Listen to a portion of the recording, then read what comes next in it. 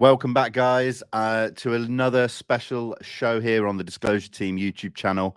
Today, I'm joined by Christopher Sharp. We are just going to be doing a fairly short show just to talk about the latest news with the National Defence Authorization Act for fiscal year 2023.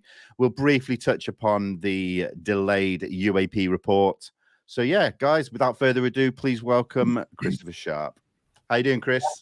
Yeah, not too bad, thanks. Please excuse a slight cough on my behalf. No problem at all. It's really good. Yeah, it's all good. It's that time of year when we're all getting a little bit under the weather, but we'll carry on either way. So listen, thank you so much for joining me here. I just wanted to sort of talk about the latest, as I say, with the NDAA.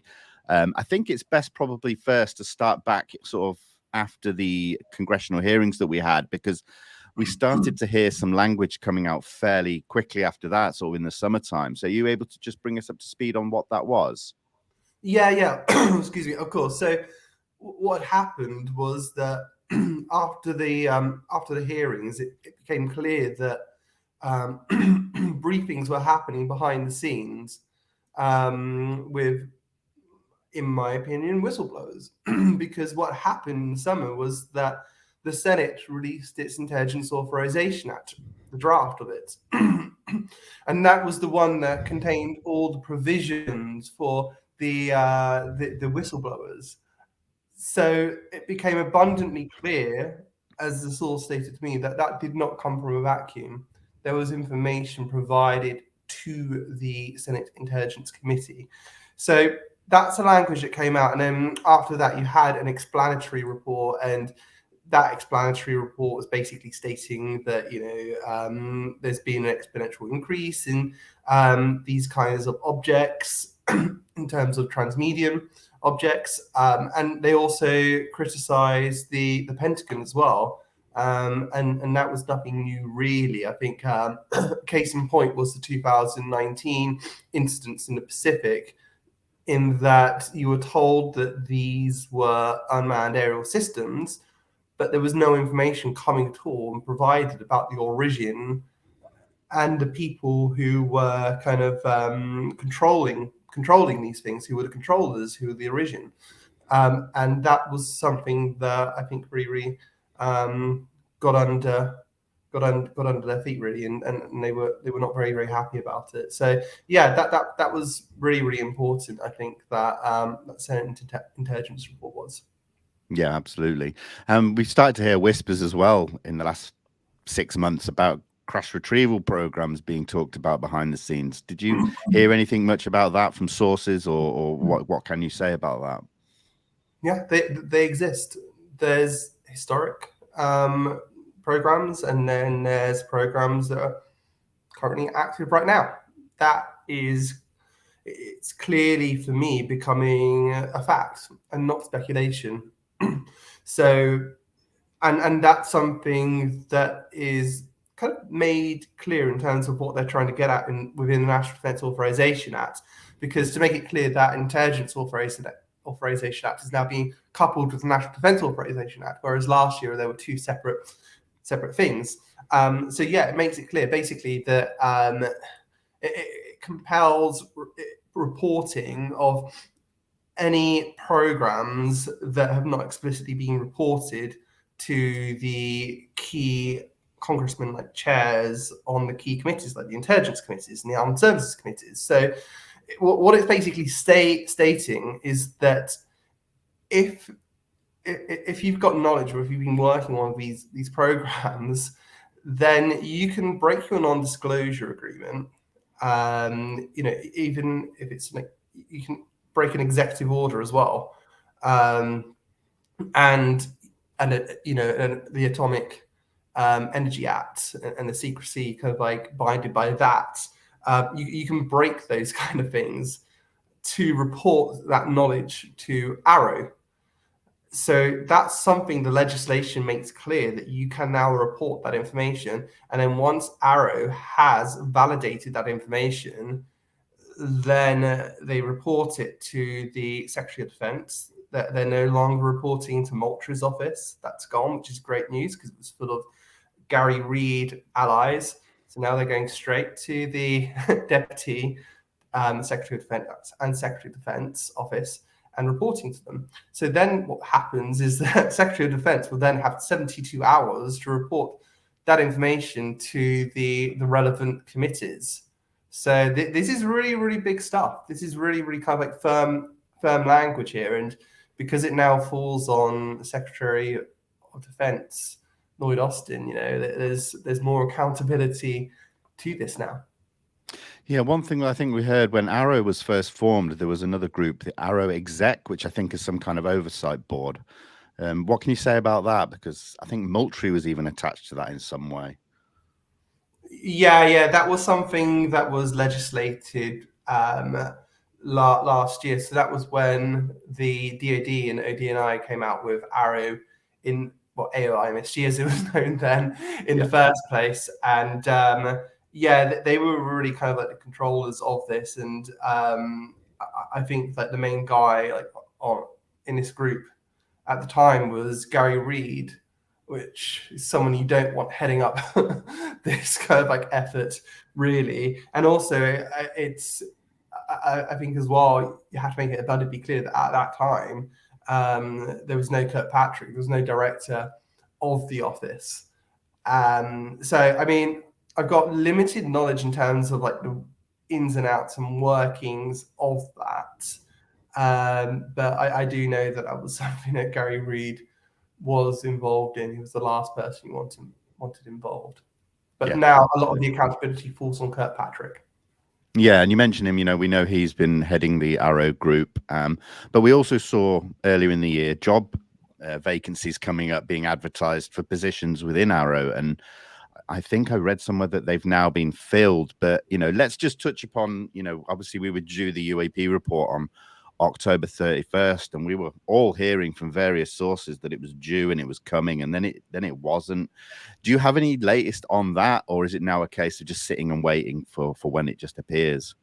Well, firstly, there was a briefings more on that. So there was the Barnes article in the New York Times, people kind of like stating that, look, these things are mostly Chinese drones and stuff. But yeah, I think that story, I mean, just talking to sources from both sides, let's say, I think that peed off everyone. Yeah. If you don't want this information to come out, it's peed you off because Congress are unhappy now. And I think in my opinion, it was probably made abundantly clear that there's a variety of possible explanations for UAP, and they're not all Chinese drones, which I think this article kind of like failed to convey. And I think that really, really peed a lot of people off. And then obviously Congress has got peed off as well now, because if you're on the other side and you want more transparency, then that's not good news. And then you had another report from Josh Boswell, my co-writer from the Daily Mail, and just someone from the intelligence community was just stating to him that, look, these are not all Chinese drones. These things are strange. And, they include like triangles. We've seen orbs in the Middle East from Reaper drones. So like that was making abundantly clear that we're not seeing that. So firstly, let's establish it from that base that we know that there is some kind of civil war within the intelligence community and the DoD regarding this. So now we have a situation where we know that Congress is not happy about this situation, and there's a delay in the report. Now, we know from looking at the last UAP report that there's a lot of consultation and coordination that goes into these reports. So what happens is that Arrow, in this instance, provides the data and analysis and whatnot to the ODNI, and then it's their job to put together a report based on all this stuff being given by Arrow, and they need to coordinate as well with other agencies as well to check boxes, basically. So that can include the CIA, it could include the National Geospatial Intelligence Agency, and all sorts of things, basically. So there's a lot that goes on. And also during this, yes, it is correct. It is correct that Congress has not seen this in terms of it's not been delivered to Congress yet. So I want to make that abundantly clear, but also there is something called there's like a legislative affairs kind of like arm to the ODNI, which is basically its liaison office with Congress. So there will be constant back and forth during this process between congressional staffers and the ODNI regarding this report. And that's just to ensure basically that it's meeting the intent of Congress. So there's all these things going on, and I think you hear some people say, "Look, it's really boring. It's just bureaucracy as normal." Yes, that is something, and I know who they're having conversations with as well. We all do, but I don't know what I don't know at the end of the day. There may be, knowing what I know and what others know about the background of this, we can't say for sure what is causing the delay. And it could be something like Arrow is basically not essentially meeting the requirements of the intent spelt out in the last National Defence Authorization Act. So it could be something down to that. We know that Arrow is being very, very poorly staffed. But look, this is speculation on my behalf, but I think that's what usually happens when you're when there's a big vacuum. And the impression I'm getting is no one has an idea what's going on at the moment. I think that's the only thing I kind of can be quite sure of. But I did think it was going to come out in December, and that came from very, very good knowledge. I passed that as my own knowledge, but it wasn't. But obviously that failed as well, and that's just kind of like really spelled out to me that no one knows what is going on. Yeah, and that's the thing. Like, it's always good to have sources who may be sort of on the inside or know certain things, but it does get to a point where nobody seems to know. Like you just said. I mean, I had a conversation with someone the other day, close to Sean Kirkpatrick, and I think the basis of what was said is that it's the sheer scale of the project. It's there's so much to do, and you sort of mentioned there all the little bits of communication between different agencies in that to get this thing together. So I think we shouldn't be that surprised that it's delayed. And we've heard a lot of conspiracies about people saying they're just trying to obfuscate the truth, and maybe it is just the fact that it's just a lot of work that needs to be done, and due to the lack of staff, as you say, it could just be that if it's going to be done properly, it's going to take a lot longer than was given. So the one thing I will ask is, are there going to be any sort of ramifications or repercussions for it being delayed and not hitting the original date? No, not that I can see currently. I can see Congress being frustrated because, as a politician, when people are airing their frustrations about a delay, then that's going to inevitably cause frustration with Congress as well. But insofar as legislation, I mean, it's difficult stating that this one bit of legislation, like Kirkpatrick having to report directly to the Secretary of Defense now, it's difficult saying where that came from. We all know that there's been lots of big issues with that former office that was based in USDINS. So we know that, but it's difficult to say, oh, that was down to this reason or it was down to that reason.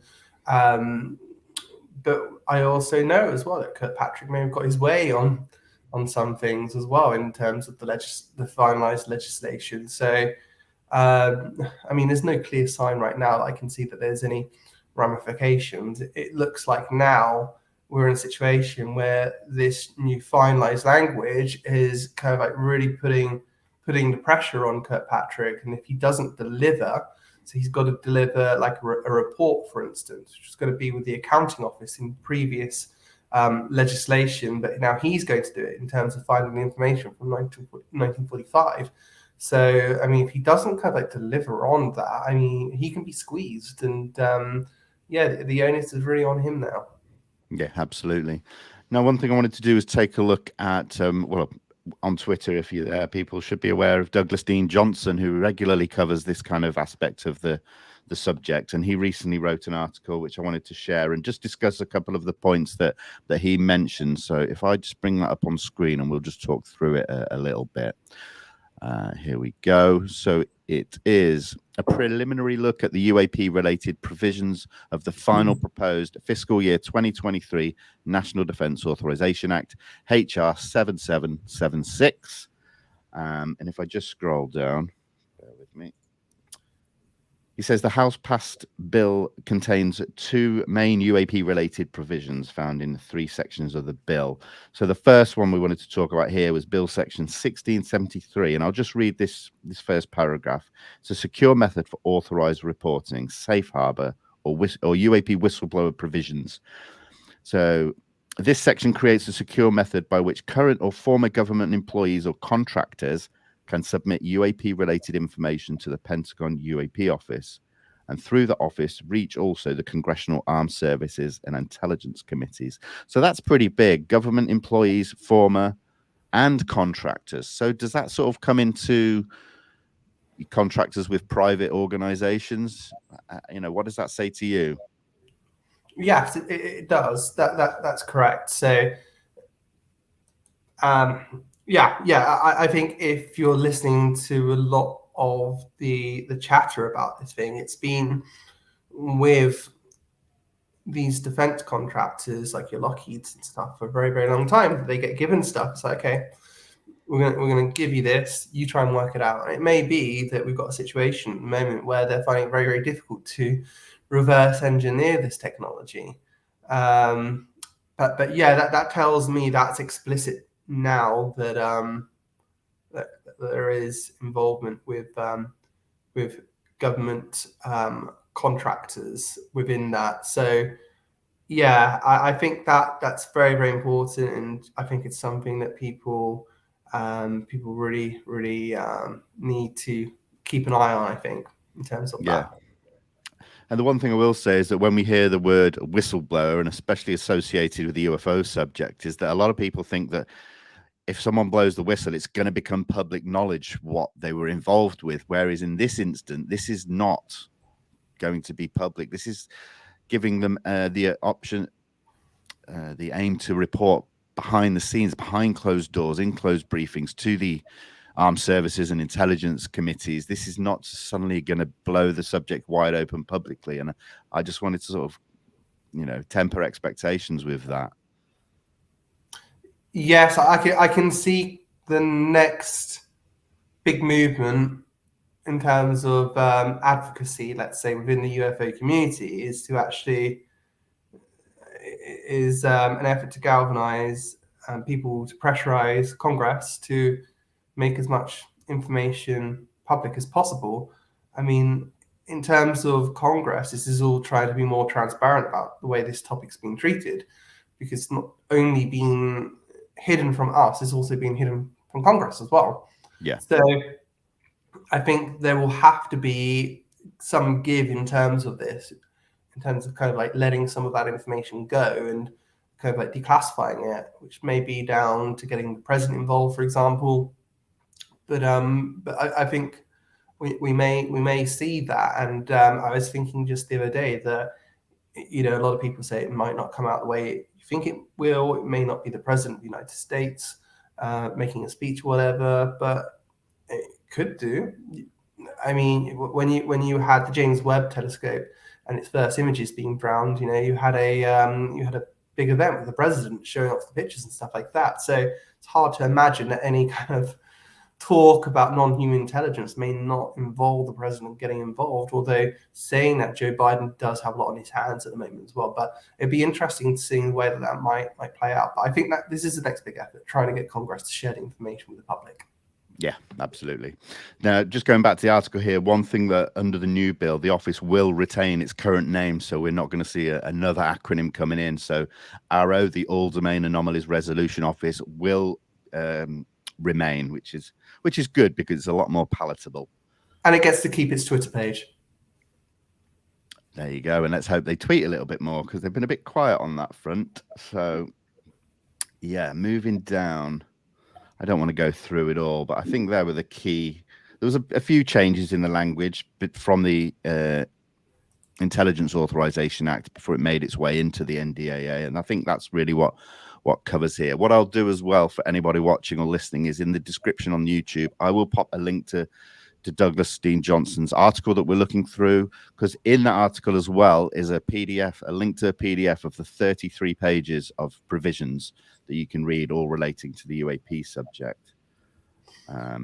Yeah, I think like the main thing is that this legislation compels the DoD and intelligence community to fully cooperate and support the activities of Arrow, which does include providing, let's say, people from other offices, like or departments like the U.S. Navy, for instance, to be co-located within Arrow, and to share any non-disclosure agreements as well related to UAP, to provide scientific and technical support, and even capabilities to respond to incidents, because that's going to be one of the main things as well.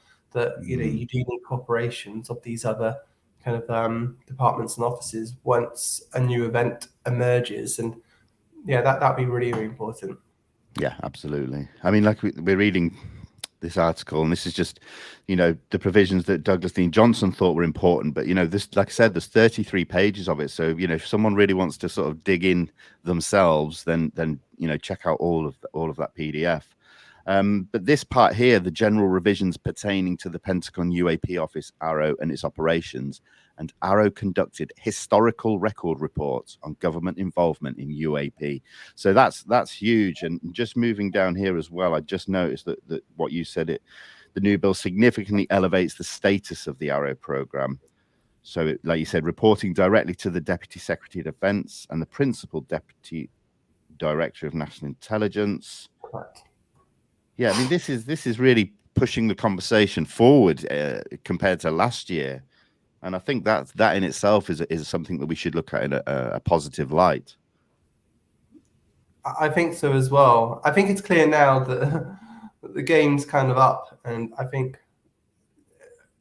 the information is, can't really say too much, but I think the information is coming out, and I think that there's important conversations happening, and yeah, but I think I just want to say I think next year is going to be a really, really big year, and there's going to be a lot of exciting things happening.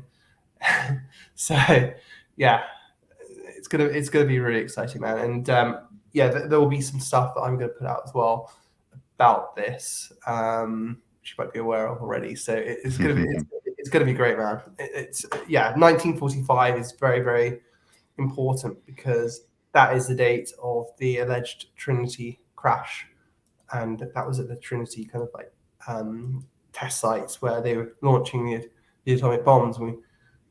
We know, let's say, that there is some kind of link between atomic bombs going off and the electromagnetic pulse, and bringing down these things. So I think that's really, really important. And then from 1947, which is why that language was there before, in 1947, that's when you had all these new agencies and offices created and stuff. So it's easy to kind of get a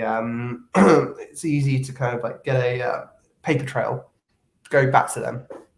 Yeah, absolutely. And I'll just read this bit out that pertains to the January 1st, 1945 date. It says the report is to include a compilation and itemization of the key historical record of the involvement of the intelligence community with unidentified anomalous phenomena, including any program or activity that was protected by restricted access and has not been explicitly and clearly reported to Congress.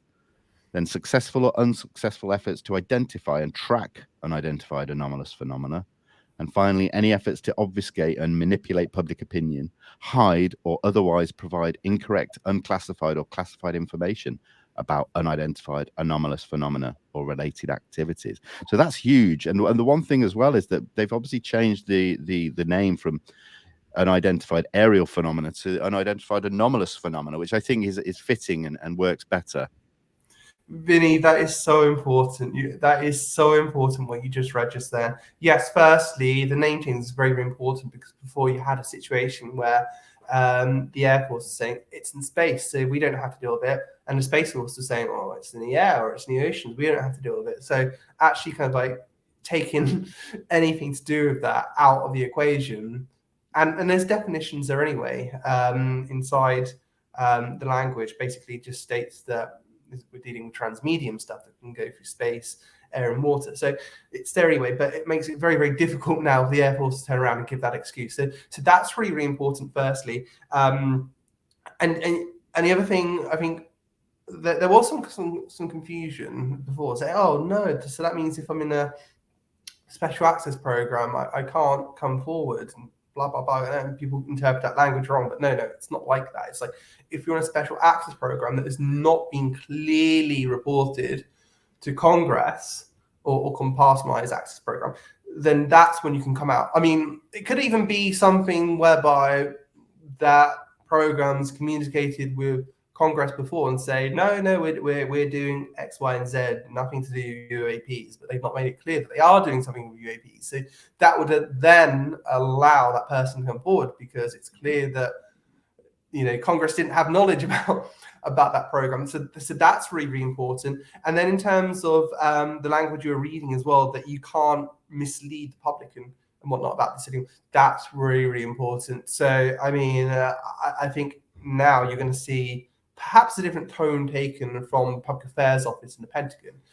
Look, when it comes down to Susan Gough, like, she's always been really, really good to me. Because she's provided me with exclusive information that no one else has got. So, for instance, Lou working with Space Force, that was really important, and Sue didn't have to do that. And so, but I mean, if there are obviously allegations against Sue that we're aware of, so it could be that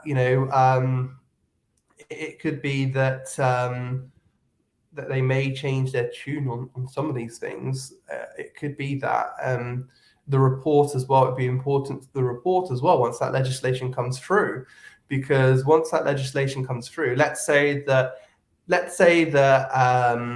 defense officials, intelligence officials do have knowledge now that these programs exist and verified that information, which from my understanding is correct, then to kind of like put out a report and then pretend to some extent you don't know what these are still, and still using the Chinese and stuff like that, pretending that there aren't truly like strange things flying in our skies, our oceans, and over our atmosphere, then that would you could potentially argue that is misleading the public. So I think that's really, really promising as well in terms of transparency, because Congress will want to live up to that as well. So any comments they make, they'll have to be really careful. A congressman can't just go, oh, these are all Chinese drones. Can't say that if it's not true, because that would be misleading people. So that is really, really important for any new briefings, reports, comments made. So that's really important. Excellent. and we, like we said, this has passed through the House of Representatives now, so we're waiting for it to go into the Senate, and then if it passes there, then it's just signed into law by the president, if I'm right. And we saw that happen last year. So do you think that's going to be quite a smooth process? Yes, from my understanding, there was some uncertainty in terms of the House, because you've got a new leader of the House coming in who's a Republican, and he would threaten to kind of like hold it up. So that was something that was a threat, let's say. But now you've got a situation where Congress, which is kind of like being the main champion in terms of the armed services and intelligence committees, kind of passing this through. So hopefully this is going to be a smooth transition. And then by the end, so that should hopefully go through. Oh gosh, in the next 2 days, because Congress packs up on the 15th. So yeah, hopefully that happens within the next 2 days or so. And then by the end, by the end of the year, it should hopefully be signed by Biden. And I doubt he wants to be the first president for 60 odd years not to pass this legislation, especially at a time when you've got global threats rising. So yeah, I think that will go smoothly through, and let's see what comes following that. Absolutely, yes. It'd be interesting to see what comes. I think one thing that I'd like to just touch upon briefly before we end is that, I still hear a lot of people saying we want more hearings. We want to hear from more people, being subpoenaed to appear in front of Congress. Bob Lazar, Lou Elizondo, all the names that we know have worked, for the government or in UFO programs potentially. Do you think that's something that's likely to happen next year? We had it once this year. Do you think we'll see more of it? So I put out a report that it was likely that following the signing of the National Defense Authorization Act, that sources were stating that it's kind of like likely that we might get hearings immediately after public hearings as well. But I think in terms of the conversations I'm having, I mean, I think the tone seems to have changed. I don't think people are as confident that that may happen. So I'm unsure at this moment if that may happen. I think it's a good idea. I think it's a really, really good idea. I think in terms of a public relations exercise, it would be very good because in my mind, you can firstly establish in the public eye that we're not dealing with drones and whatnot, because that New York Times article really did muddy the waters.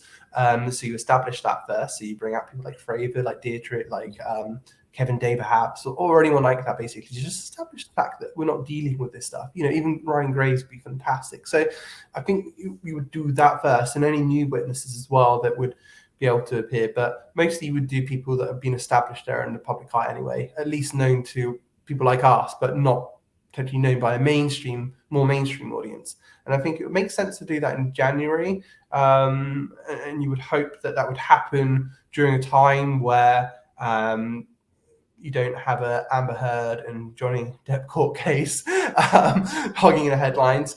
So you do that, and then what you could do is you could then transition it to your Elizondos and Mellons at that point in terms of public hearings, and then you would allow them to kind of like transition to this into like, weird stuff is being seen too. Look, there's this stuff happening as well. There's obfuscation behind the scenes.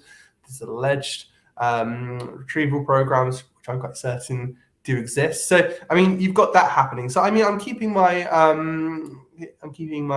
nose close to the ground in terms of this. And I was the first to report the hearings back in May. So I'm hoping to kind of like be correct on this as well. But either way, I view this. I come from this at a place in terms of, look, there's a major scandal happening, like huge beyond all imagination in terms of this UAP stuff and the potential cover-up. So I approach the story as a scandal, and what you usually do is you talk to the whistleblowers when it comes to this kind of stuff. You talk to the whistleblowers, and I get the impression at the moment that let's compare this to Watergate. So you got a situation where, like, if this was Watergate, you've got the New York Times and defense journalists talking to Nixon and his staff. Oh, there's no cover up. Cool. We're going to report that to the world now. No cover up. Nixon says nothing going on here, nothing to see, no drama. End of story. That's that's exactly what it's like with what's going on with these reporters, and it's awful. It really, really is awful. And I think the other thing, I don't like to criticize journalists, but I mean, even me, being someone who views this as a scandal, at least in my stories, I also allow Susan Goff to have her say as well, or the Pentagon to have their say. So I can balance out and say, look, he said, she said, whatever. I did that with the US Air Force story that I recently did with people being threatened and stuff in the US Air Force, which, by the way, did a complete kind of like 360 in how they viewed this. At first, they were going to work with the UAP task force, for instance, and then all of a sudden they just backed down. But that's really, really how I see this. The New York Times reporter Barnes, he could have gone to Lou, he could have gone to Mellon, just to kind of like say, look, this is what's coming out from my sources. This is what's coming from the Pentagon in terms of Goff. What do you say? Like, surely, like, Liberation Times is not beholden as like some international treasure, but still, I feel that I should, for my readers, provide two sides where possible. It's not always possible, I agree, but given the resources and the reputation of the New York Times, the fact that it couldn't talk to two separate sources, and also went against its own practice as well, and providing anonymous sources, it really, really harkens that something is going on. And look, I realize that anonymous sources are really, really important when reporting matters of like national security and stuff. That's really, really important. But that makes it even more important in the New York Times case to speak to someone from the other side to get another steer on this. Apologies, I'm really, really passionate about this, Vinny. That's fine. But yeah, that's that is how I feel about the story. But yeah, but what I can say is I think there's going to be really, really good stuff coming from both the Daily Mail and Liberation Times next year. I think there's some great stuff coming out, and the year's not even over yet, so who knows what else we can see. No, absolutely, and look forward to seeing what you come out with. And I really appreciate you joining me today. We could have sat and gone through all 33 pages, but I think we just sort of wanted to touch upon the key points. And for anybody who does want to delve deeper, like I said, the link below, you can find Douglas Dean Johnson's article, which links to the 33 pages of UAP provisions. So please, by all means, go and dig deep, do your own research, and make your own mind up how important you think it is. But thank you again, Chris. Really appreciate it. Thank you to everyone for watching. We should have some more shows coming out between now and Christmas. So please make sure you like, comment, subscribe, and all that good stuff. But for now, everyone, thank you, and we'll see you soon. Goodbye. Thank you.